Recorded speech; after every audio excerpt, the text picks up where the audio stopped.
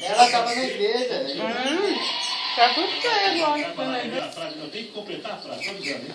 Isso aqui é uma brincadeira escolar, todo mundo devia saber. O Carlinhos Aguiar diz que não é, mas quando ele era criança, ele brincava de... Boneco.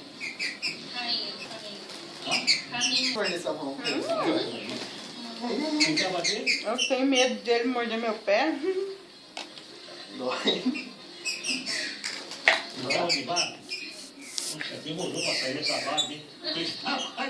Brincava de... Hã? De bola. Bola, barco. Mas só tem que muito pico. Hein? Não sabia você. Fica, Eliette, vem cá, você quer aparecer? Então, sua mãe quer ver você em casa. Vem pra cá, quero ver se você vai roubar. Quero ver se você vai roubar alguma coisa pra colocar aqui.